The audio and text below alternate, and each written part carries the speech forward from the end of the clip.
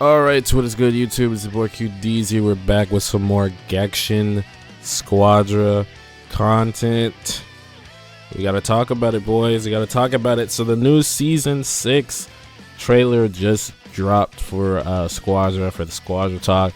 I didn't record my reaction. I just initially just went in there, did a stream, and then now we're here. So obviously, if you were paying attention to the post on Twitter, you know that they did tease a new character upcoming for this season. But obviously we thought that teaser was for one character, and we thought they were going to drop more than one character in the season. But before we get to that, let's just go through it bit by bit. It looks like we have a new producer here in the mix. His name is Ken, I believe. So I guess Ken, you, and Toshi are going to be the producers for the game going forward.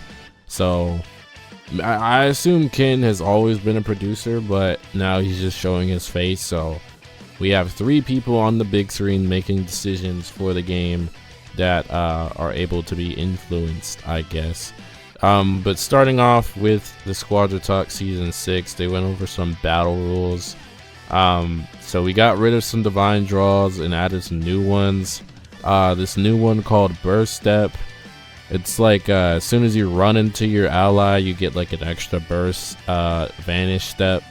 Could be pretty useful for trying to run away. I mean, having it as a divine draw, I feel like is it's not useless. Like, it is useful. Like this situation right here, I imagine is what's gonna happen 90% of the time when you use this. Is you're running away from somebody, your allies right here, you vanish and burst step, and then you get ahead. That's probably the best way, or to step into a fight. Like it works either way. But I think it's okay divine draw.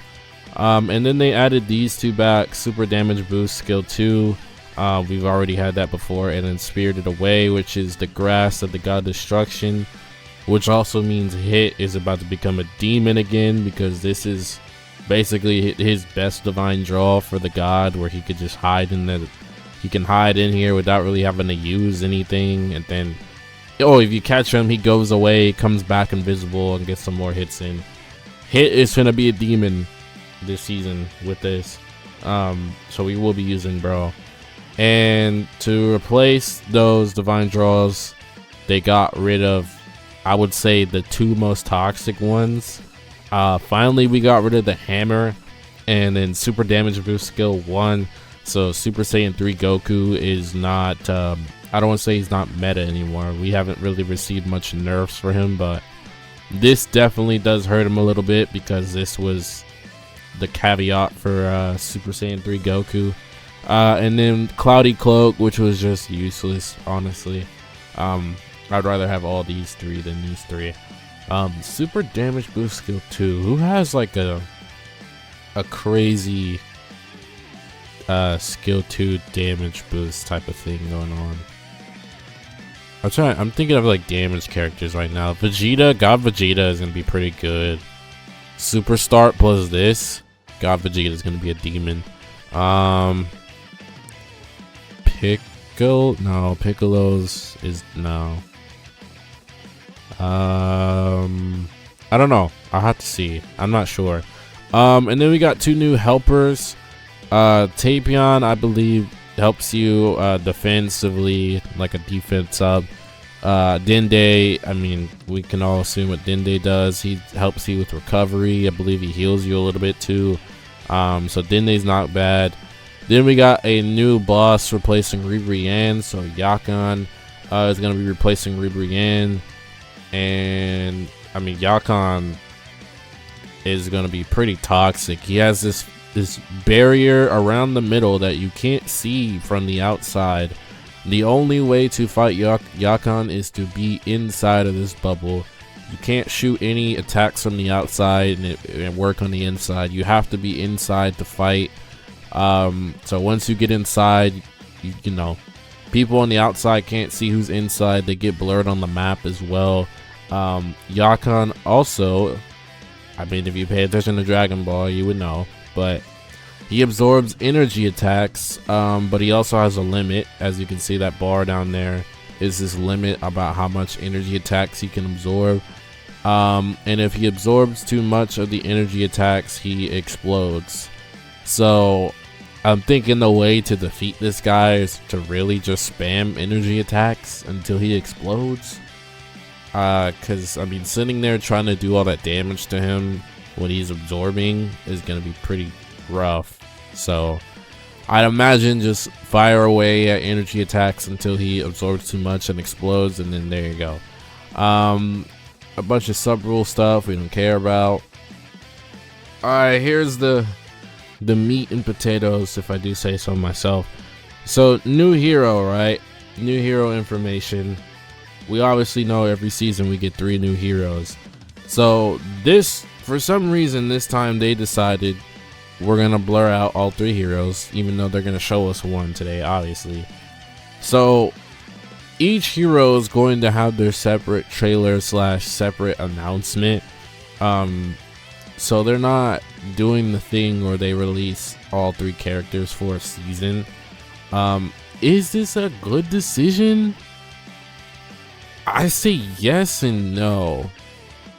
The reason I say yes is because it gives people a reason to come back. Like, for example, if you release like one character here and then this character was like, let's say you release like, I don't know, Tien, for example. Tien was the first character and everybody was like, oh, that's not hype, whatever. And then the next character is Vegito Blue, and then everybody comes back to play Vegito Blue.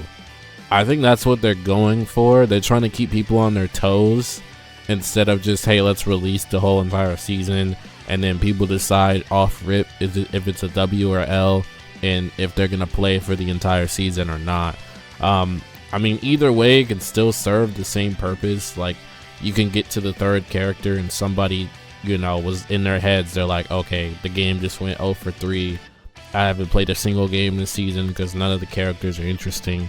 So I mean, it still has the same effect, but keeping everybody on their toes, I think, is like not a bad decision.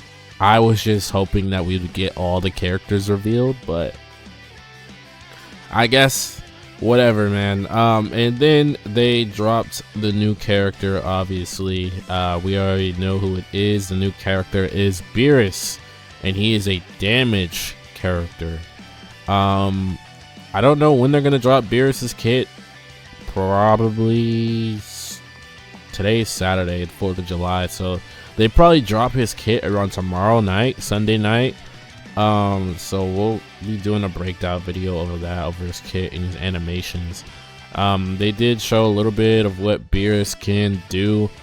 He seems like a close range to long range type of hero.